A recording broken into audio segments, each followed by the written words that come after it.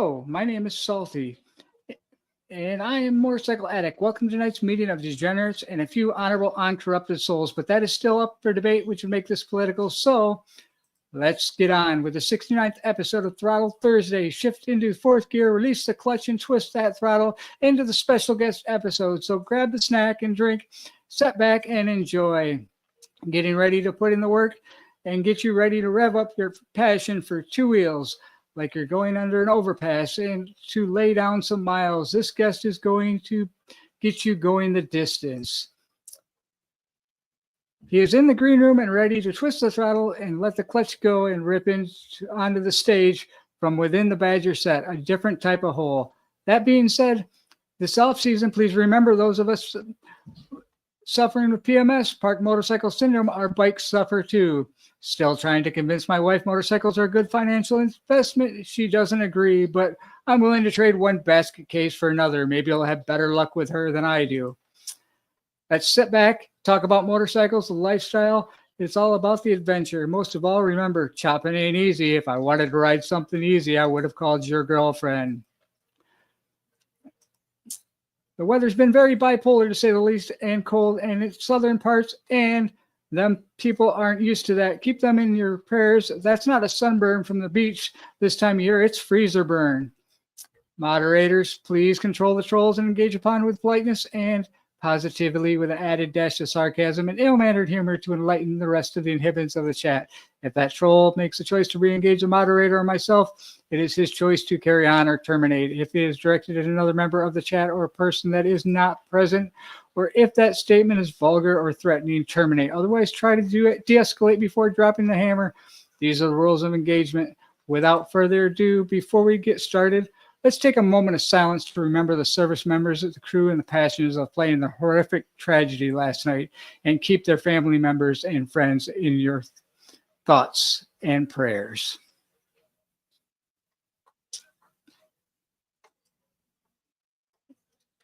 With that, let's get on with tonight's show.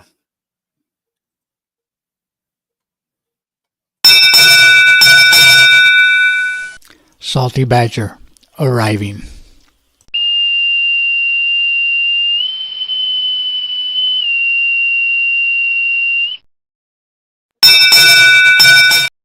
I hit the button twice, sorry. And with that being said, we are going to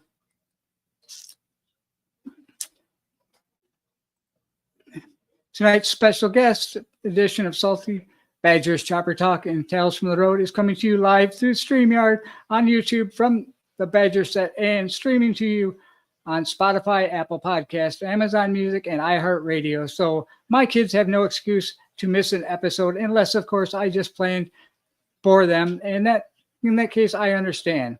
Please welcome to tonight's special guest, K Solo of K Solo's Podcast with Logic. I have conjured up some questions to ask him. Then I'll let him tell us a bit about himself and his journey on two wheels. And with that being said,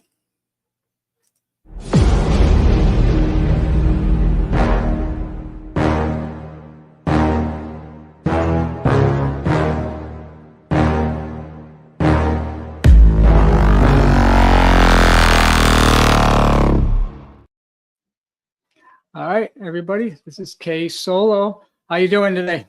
Hey, I'm doing great, Salty. How are you? Good. Glad to have you on the show. Thanks for coming on. Oh, definitely.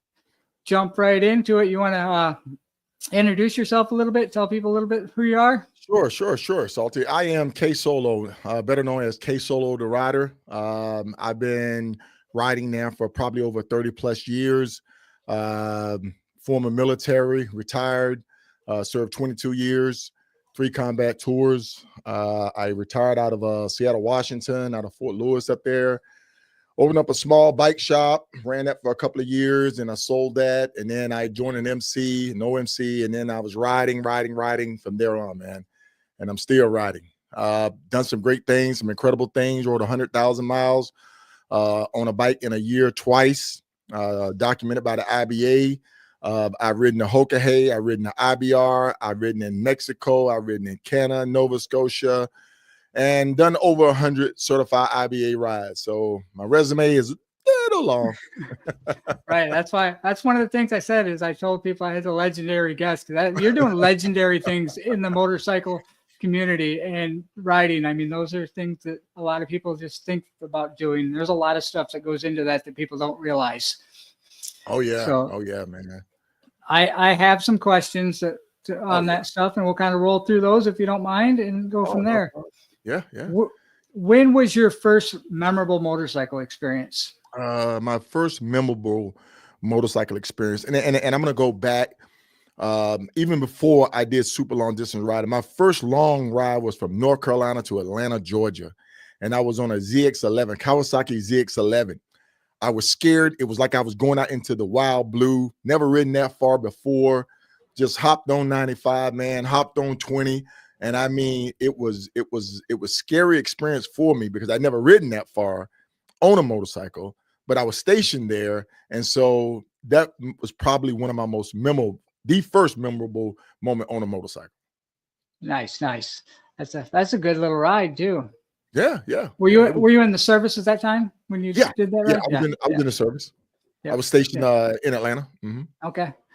So the next one is who is your biggest influence in regards to motorcycles?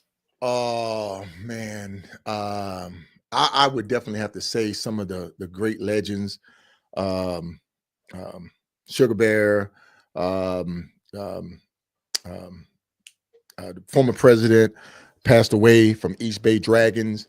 My old club members, Easy and High Tech, those guys really influenced me. Hero Benson from Chosen Fruit, he experienced me. Sonny Boy from Sin City Disciples influenced me. Some guys from Outkast, Eric Rowland, Low Key, the guys who named me out of my old chapter up in Seattle really influenced me. So it's been a lot of people that have really had a positive impact on me and riding. Oh, and then I also like to send a shout out to Sharif Al-Sadiq, my brother, who I've done a lot of rides with, Kenneth Andrews, and the whole Hoka community. Nice, nice. That's definitely a big It took a lot to give me.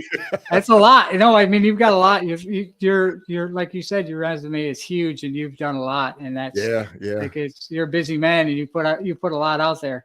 Yeah. So, how long have you been doing it for, riding for? Like I say, I got my first bike when I was a teenager in school. You know, I had a bike before I actually had a car.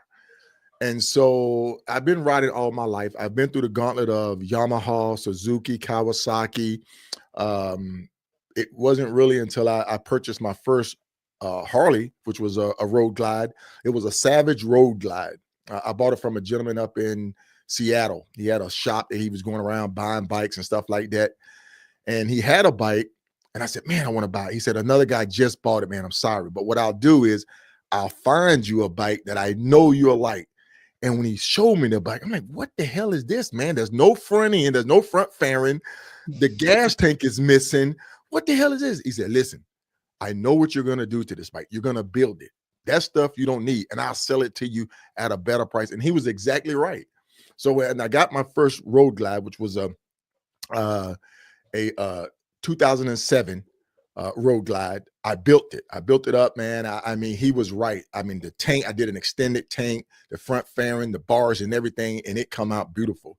And that's when I really got into long distance riding. So after I got my first road glide, my first heavy touring bike, my first long distance trip was from Seattle to Savannah, Georgia, man. And it's just been like an addiction since then. Nice. That's awesome. That's awesome. I mean, once you're in it, you're in it. You know, it's one of them things that doesn't go away. Yeah. Especially when you're laying down some miles and you're getting out there riding, it sticks with you. Oh yeah. Oh yeah. So you kind of answered one of them already. One of my questions was your first bike, and you said that in the beginning. That was one took your first ride on. So what was your favorite? No. My first bike. Now my first bike was a Yamaha Phaser, which I got that bike because I wanted the VMAX, the Yamaha VMAX. You know, it had the nice chrome swoops intakes, the fat tire on the back. It was like chop, man, like aggressive. And so I wanted that bike, but I couldn't find one, and I couldn't find one that I could afford. But they had the little FZR, the Phaser, and I got it, and I loved that thing, man, until the chain broke and just kind of messed the transmission up, and I had to get rid of it. That was my first bike. Okay. So what's your favorite bike from the ones you've had? My favorite bike, the bike that really put me on the map, I would say my '07 Road Glide. That thing was almost bulletproof. I really enjoyed it because that's when I really started doing the Four Corners ride. As a matter of fact, this year would be my 10th year in a row doing the SMA Four Corners ride. And I would go all over the place. I had no issues with it, man. And it just really made me feel empowered to ride that bike. That's awesome. So I would say that bike probably was my most favorite, memorable bike. Yeah, you probably kind of grew to that one a little bit. You were learning together with that one. I know, right? Spend enough time with it, you kind of grow together. Oh man, I had some moments out there next to that thing, shivering, hovering all up on it, riding, rain, and everything. You know, it becomes like a marriage. It's a love-hate. Yeah, that's the way it is. So, is there someone from your life, living or not, that that you'd like to share some miles with that you haven't been able to yet, or you were never able to? My father is still alive, but he's up in age. He's in his high 80s now. As any son would want, to ride with their dad. But I left early home early, and my dad, we had a distance relationship. So just that I would love to ride with my mom, but I can't get her on the bike. That's family. Now, other riders out there, man. I mean, all of the greats. I would say just to be able to experience. I really wish that I could step back in time. And I know you're on a time here. If I could just, you're fine. If I could just take a portal back in time when the bikes were rigid frames, like we were talking about, the chopper style bike, the lifestyle, when I just had Wolf on and I pulled up his pictures and he was riding his Sportster. Those are the time that I wish I can go back. I think I'm an old soul biker. I ride because I look at the old riders back in the days, how they experienced it, how they look, how they carry themselves. That's why I still wear jeans. I still wear chaps, leathers, wristbands, dress the way that I do. And I carry myself the way that I do because I want to continue that tradition, that legacy of being a biker on forward, so that future riders can sit there and say, hey, man, I remember this guy right here, or K Solo used to look like this. And he remind me of how a biker look. I look just like him. So that's another reason. My motto is aspire to inspire, be legendary. Right. Oh yeah, you're definitely, like I said, you're doing legendary things across the board. And I mean that by the looking at what you've done and following you. Even before I did this and did a little bit of research before I had you come on, I'd already seen, the Hoka Hay stuff, like I told you before, is that I watch that stuff. Yeah. So as a distance rider, what is your just one more mile moment ride where you fought through the elements of physical and mental exhaustion just to get that one more mile part of the ride in? I would say the 2022 Hoka Hay Motorcycle Challenge, without a doubt. And some people know the story of it. The last day coming in on day 9, which typically they wouldn't let us in before the 10th day. You couldn't cross the finish line. But on that 9th day, as I was like 250 miles from the finish line, I wrecked. I don't know what happened. I was looking off into the distance. The next thing you know, I was in a ditch. The bike was laid over. I was just flown to a pack. Everything was ripped off of the bike. The bike looked like somebody had just put it through a meat grinder. And luckily enough, I didn't get hurt to the point where I broke my foot, but the inner in me, the soldier in me, the warrior in me, picked the bike up. And I mean, it was down in an embankment. And literally, it was almost like it was a blessing. A lady who was a Native American was driving a big SUV. I think it was like an Expedition. And she came by and she seen me say, you all right? And I said, yeah. And I said, well, do you got a rope or something? She said, well, I got this big chain, and she had a big industrial loggers change. I kid you not. And I looked at the bike and I said, F it, you got to get out of here. And I wrapped it around the front end forks, and she pulled it up. And I mean, she yoked that thing. And I'm like, oh shit, she done tore the bike up. But I ended up fighting with a broke foot, hurt, banged up, getting the bike back up on the road, bike in limp mode. And for that last 250 miles, Salty, it took everything that I had with a broke foot to get it across the finish line. And it was so bad that I called the operation cell for the Hoka and say, look, I am going to pull up to the damn finish line because I can't turn this bike off. I'm afraid if I turn it off, it's not going to come back on. And they said, just come in, Solo, just finish. And so I came in the 9th day. Nice. That's awesome. 10,000 plus miles. That's pushing it right there. I mean, that's definitely that's definitely pushing it past the level. Yeah. I mean, that everything that they took everything that I had in me, man. The soldier, the warrior, everything. I told people, a lot of people, if you don't know what the Hoka is, go out there and check it out. They got websites, everything. And it's not for the weary and not for the beginner. You better be ready to put your body through a lot of things. If you can't soldier through it, you better not even try that one.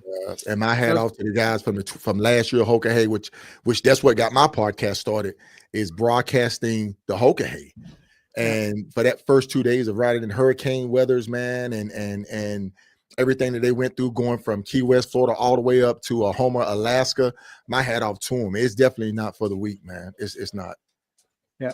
So that probably answers the next one too, which is, out of all the miles and the adventures and tribulations of the road, what is that one tale from the road that sticks in your head the most? The one tale, I would say when, and maybe it may seem sap, and maybe it may seem like a weak side, but Sharif and David Esalado and I was riding the Rat 48. That's the ride around the 48 states, IBA ride, where you go to the most extreme location around the country, and in each 4-corner state you do 1,000 miles. We were doing the insane goal. And when David bike broke down up in like Minnesota, man, it really just, I'm like, damn, we've been riding this far. We bonded, we're tight together. And Sharif and I had to leave him, you know. He said, go ahead, guys. He said, go ahead. And so when he said that, it just kind of like, damn, man, it's like losing a battle buddy in combat. But he was fine. He was healthy and everything, but just him being out of the formation, that was one. And then there's another time that I was riding with my club brothers. We was going from North Carolina to Las Vegas, Nevada. And my bike blew, the motor blew. It dropped the spring down into the cylinder, and it just chewed it all up. And I was in the truck, and I told the guy said, man, we're gonna wait for you. I said, no, you're not. Carry your asses on, keep the mission going. And I'm in the truck because the dealership sent somebody out to recover me, and the guys rolled by, and we just shot each other the bird, man. And I swear I just kind of choked up behind it, because seeing the guys in the pack rolling on, I felt good. I felt proud because I was leading them, but for them to go on, because I knew how to recover myself, but to see them go on, it was a proud moment, man. It was a memorable moment to me. Right. Yeah, that's the big thing, is it's a lot of times sitting back and watching and not knowing, but you gotta, if something goes down, everybody else has to go on. You can't let everybody else not. And that's a lot of times a good leader is the one that says everybody else go on, because that sets that memory there, and it lets the mission go on and things. Yeah. What's the most miles you've put on one single bike? Oh yeah, Ambition. I think Ambition 5. Because I named each one of my bikes Ambition. Okay. I started out with the 07, but that was Ambition. And from there on, Ambition 1, 2, 3, 4, 5. I think I'm on like 6 now. But I would say 5. I think we did like 106,000 miles in 1 year, from 1 January to 31 December. Wow. And I'm telling you, that bike was just as strong when I traded it in as the day that I bought it. Yeah, that's sometimes letting them sit, they have more problems than if you're out there riding them and putting the miles in the maintenance. Because I got it serviced every time. I kept it, updated, software update, Anytime I recall, I treat it just like I would my horse. I look at my bike as being my stallion, my horse. And as long as I'm giving it the oats that it needs, as long as I'm changing the horseshoes on it, it'll just keep running. It'll, keep running with me to get me there and to protect me. And that was probably one of my most memorable bikes. Nice. That's awesome. So if your body had a mileage, had an odometer on it, what would the reading on that body be since you've been recording the mileage? See, and that's the crazy thing about it. I'm glad you say that. You see that? Now, yeah. I didn't start recording my miles with Harley because I didn't know. We don't typically do that. Typically we buy a bike, we may buy a used bike, and we'll just ride it from there. And a lot of guys on the urban side don't know joining the hog chapter and the hog miles. So from the time that I bought my first Harley, man, in say 2011, I think 2011. Yeah, 2011, 11 or 12. I've been riding, that's 450,000 miles right there. But before that, I was still riding before I joined the hog, before the miles was being documented, before I started doing IBA rides. So I'd probably say I'm close to a mil. I'm close to a mil. Whew. I'm close to a mil. The body is close to it. No, that's I can believe it. I mean, and there's a lot that goes into that. I mean, like I said at the beginning of the show, when you're putting down some miles, it's not, you don't just get out on a motorcycle and go buy one and say I'm gonna ride 100,000 miles this year, because it's not gonna happen. Oh, it's not gonna happen. You're gonna disappoint yourself very quickly. Yes, because there's a lot that happens between day one, January the 1st and December the 31st that dictates your ride. When you're out there, things that you can't control, the elements, the wilderness, the wildlife, you physically, because last year I had to have surgery. I got diagnosed with diverticulosis. And so it took me out of the game for a while. And then I tried to come back. I tried to come back too fast, and I ended up hurting myself, and I almost had to sit out the rest of the year. But I ended up on the year with like 75,000 miles, through the hog and towards the 450,000. But it's just things that you never know. If you decide to sit and say, I'm gonna go ride 100,000 miles, you better have a good support. You better have a good bike. I've known people to go out and say, I'm gonna ride 100,000 miles, have bike issues, and then you had to get another bike. You know what I'm saying? Now, instead of doing it on one bike, you're doing it on two bikes. I know people who, who's done 100,000 miles, 100 days, which was absolutely crazy. But you can't ever dictate what you're going to do when you're riding. And then I ride for a purpose. My purpose is my sanity as a veteran dealing with PTSD and riding for the club. At the time I was in the club, I was riding for a purpose. So a lot of those miles, I didn't even realize I was doing, because I was going to see my bros. I was going to an event. I was going to do the Hoka Hey. I was going to do IBA rides and meet people. That's awesome. That's just plain awesome. All the stuff that you've done and everything. What would you say that there's what's your damn I did this moment? Like I'm here and I did this. Oh man, without a doubt, riding up to Prudhoe Bay, Alaska, top of the world, baby, solo by myself. Salty, I'm telling you, man, that gives me a right now, brother. Alaska's my bucket list, man. That's on one of my bucket list rides. I've got family up there too, but that's always been one of my bucket list rides, is to take off and just ride up into Alaska. Solo by myself, man. No support, nobody with me. To ride to the top of the world was incredible. That's some of my favorite times are right there, right on the bike by myself, no plans, nobody with me, just alone on the road. It's serenity, it's just your mind's there. And sometimes I'm a veteran too, and I got to get away from my own thoughts in my mind. And that sometimes I tell my wife I'm out of here and just take off and take off for a ride. That's what you got to do. Yeah. Thank you for your service, my brother. Thank you. Thank you too. Yeah. So what is your best advice for someone that's trying to get into distance riding? Make sure your money's right. It's expensive. I mean, it's expensive, man. I said in the intro, motorcycles are, they're not necessarily the best financial investment you can ever make. Man, I tell you, make sure your money's right. Make sure your health is right. Make sure you have the right bike for you. and don't go out trying to impress other people. Because I say it all the time, if you're going to go out for the likes and the fame, you're going to die a senseless death.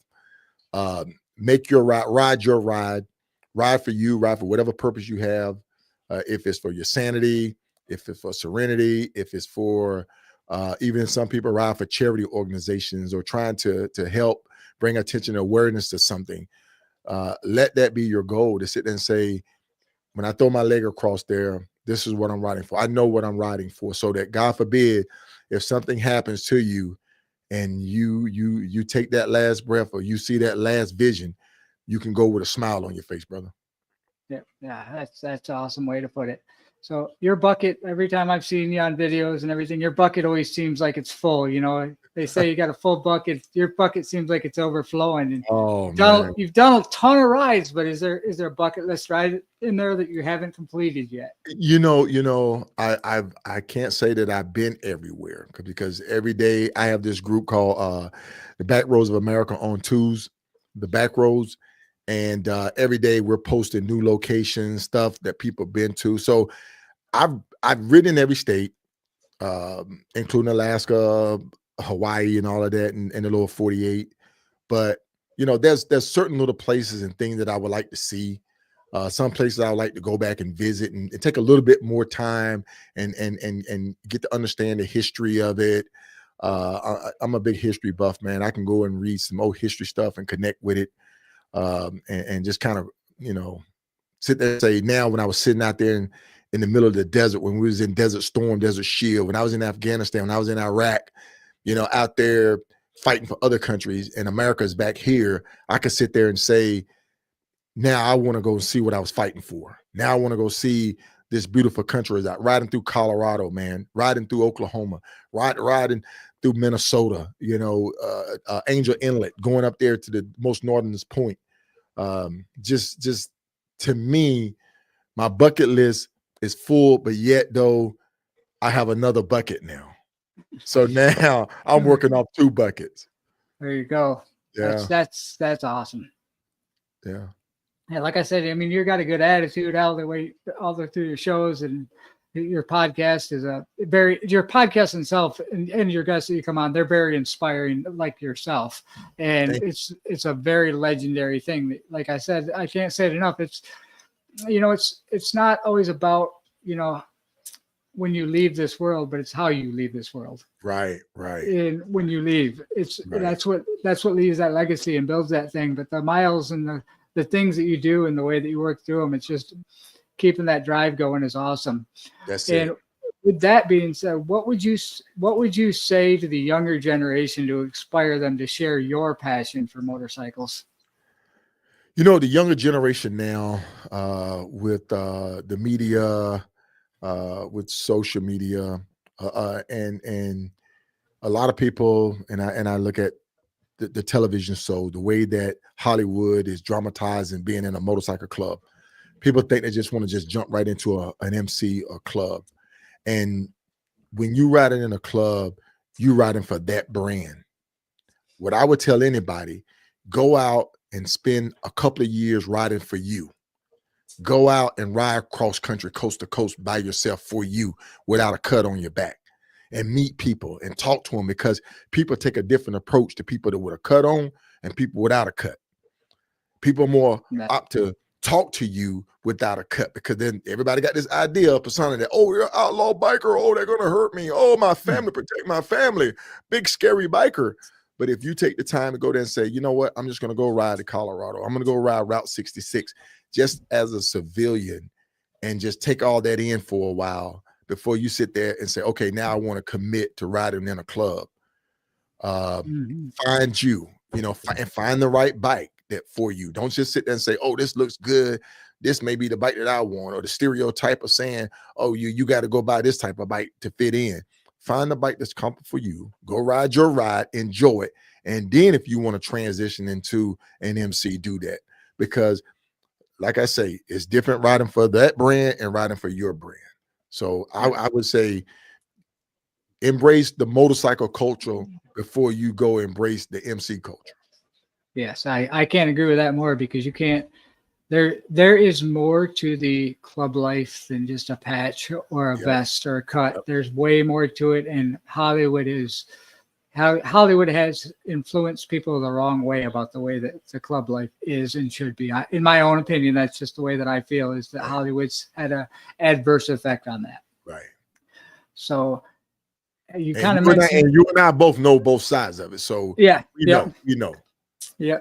So have you ever been a chopper guy, and what do you think of him now? Man, I have not been a chopper guy, but I so want to be a chopper guy. I'm a want a chopper. I want to be a chopper guy, but I do know that, and that's another lifestyle. Owning a chopper is a passion of love, man, because a chopper needs love every time you fire that thing up and take it out. When you bring it back, you got to turn wrenches. You have to turn wrenches. You're going to be fixing something, repairing something. It's just how they are. Because when I had my shop, I know people was like, man, I can't get this right. I can't get this. I can't find these parts. And so I would love to own a chopper. I would, but me being able to get on a chopper and ride the way that I could, the way that I can, or way that I typically do, the bikes aren't designed that way for it. Like we was talking earlier, I bumped into a pack of Vargos years back. They was riding on some peanuts, man, on some chopper with peanuts tanks, and these guys get like 98 miles to a tank, and you ain't gonna get out there and ride 1,000 miles in less than 24 hours on a tank of gas, only get 98 miles. And then it being a rigid frame, but the persona behind it, man, the culture, the chopper has its own culture. It has its own get down. It has its own river camps and back road camps and get-togethers. The lifestyle is different. A chopper rider is different than a bagger rider. They are. That's one of the biggest questions. I mean, I ask chopper guys all the time. Would you say there's a difference in it from the chopper side of it? It's huge. You might you might be a chopper guy and ride a bagger.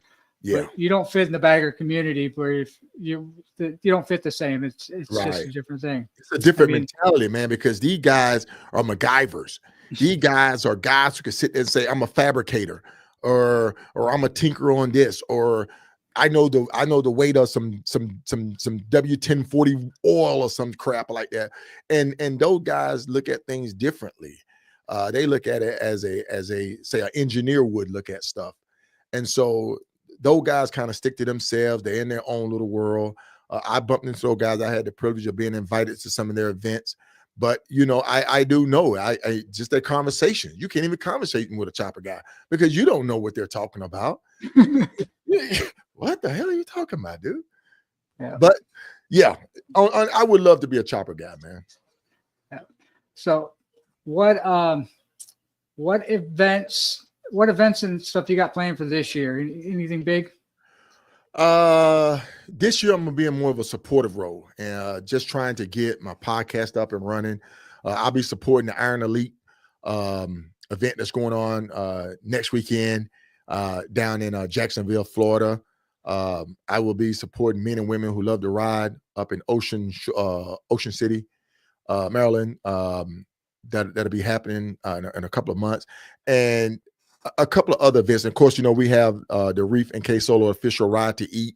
But in between there, I plan to get out more and get back to my old roots of visit some clubhouses, send some of my old friends, send some of my old club bros, stopping by some old clubhouses that people would get up in the middle of the night and come and say, hey, Solo, if you're hungry, man, we got food. If you just need a place to crash. Big rides, I don't really have anything big. I will not be doing the Iron Butt Rally this year. And once again, it's health reason, health concerns. I'm not 100%. I'm in the gym. I'm working to get back there. But I think now that my accomplishment and achievement, I've already written my legacy. And I think now it's time for me to get back into a different role, being contributing to the motorcycle culture. That's completely awesome. I don't have a bunch more for it. I definitely appreciate your time. You got a lot of stuff. You got anything you want to say in closing before I do the outro and stuff? I'm without a doubt, Salty, man. It's an honor to be on your show. I love what you're doing. I love your intro. I love the people you guest, the way you conversate, man. You're very articulate. You know what you're talking about. I love to hear you. Here comes the salty badger, man. How does it go? The badger's arriving. Yeah, you know, that's an old Navy thing. I took that right off the ship when the captain would walk on. Yeah, That's my and that's my granddaughter at a motorcycle show in downtown Detroit, riding on my gas tank with my chopper. That was 100% organic with some big YouTubers. Just what is it? Just JQ. Just GQ. Just GQ. Yeah, just GQ was there. And Sassy Pants, a lot of big YouTubers were there. A lot of people filmed it, but that was my moment. They didn't put it out there. They said, that's your moment. You know, they sent me the videos. I got lots of videos of it, but that was my, you know, that's something for you. That's not for us to share. That's awesome. So, that is absolutely awesome. She talks about it from day right there. Fred Frederick, Blackula was there, and she talks about him nonstop, and just like the chopper stuff, Detroit Randy, all the guys. Yep. She can talk. She's 3 years old, but she'll get guys at the Harley dealerships respect, because they're like, oh, there's a kid walking on these motorcycles, but she won't touch nothing, but she'll walk around and she might know something about it, and she'll tell them. Right. So that's awesome. I definitely want to thank you, and I'm gonna thank you. That is all I have for tonight. And okay. But I can assure you that if you're not following K Solo, you're missing out on not only some very awesome content and awesome podcasts, but he's got journeys of a lifetime that he's doing. He's doing just such legendary stuff that it's something that you got to follow to understand the person that he is and the man that he is, and that's what's making him become what he is. But and before I go, I would just like to say my podcast is not necessarily centered on my accomplishment and achievement, but what I want to do is I want to highlight the unsung riders out there now that's doing as well, because everybody that's doing some incredible things aren't on social media or aren't as well known as I am, but they still have a story to tell. So my podcast is to have a platform for them to come on and share their stories and their legacy to be put down in time, to be captured in the moment. Well, definitely appreciate it. It's definitely everybody that's watching, or if you watch this on the rewatch, any of that stuff, or if you watch the podcast coming out next week, please make sure and check out his content. If you like to do all that fun stuff, like, subscribe, and follow. Thank him for coming on the show tonight. And everyone, get out there and ride when you can when the weather breaks. Get out there and put some miles down and become a rider in your own. And thanks, man, for coming in. I'm going to roll the outro here in a second. I'll kick you down to the green room and on out of here. Appreciate you. And I will be in contact with you. And I can't thank you enough for coming on. You know, aspire to inspire, be legendary. All right, guys. What an awesome guest. I try to go out there and I try to find people to bring on, and I can't thank the people that take their time in here enough to come in. I do have a whole nother part of the show lined up for tonight, but with that guest, I think I'm going to leave it at that. I'm going to roll the rest of the show into tomorrow, but stay tuned for tomorrow's show because I got some more news coming, and I've got other channels, small channels to share and get out there. And I just want to do what I can to get everybody to know that these things are what it's about, is supporting other channels and getting people out of here. And get out there, ride, like, subscribe, hit a smaller channel. That's what makes the difference, is getting out there and supporting smaller people and doing that kind of stuff. I'm sorry I didn't get a whole bunch done on the chat tonight or anything, but I was just as impressed listening to K Solo sharing his stories. And that's what I wanted to get out there the most in the small channel spotlight, is that. So that being said, I will see you guys all tomorrow. I hope you all enjoyed the show. Get over there and check out K Solo's page. I'll put it in the description afterwards, and check his stuff out. He does some great podcasts. And with that, it's about all that I have for tonight. Sick Bastard has a live tonight, so you can get over there, check that out. And I do believe we do have a couple other lives that I will give a quick shout out to before I end this. And we will see what we got. We have Moto Noggin's going to be live tonight also. So get over there and check those lives out. And I'll share all that stuff in the description afterwards, so you can get over there and check all that out. And I will get a whole show back to the normal program tomorrow. And I appreciate everybody. That being said,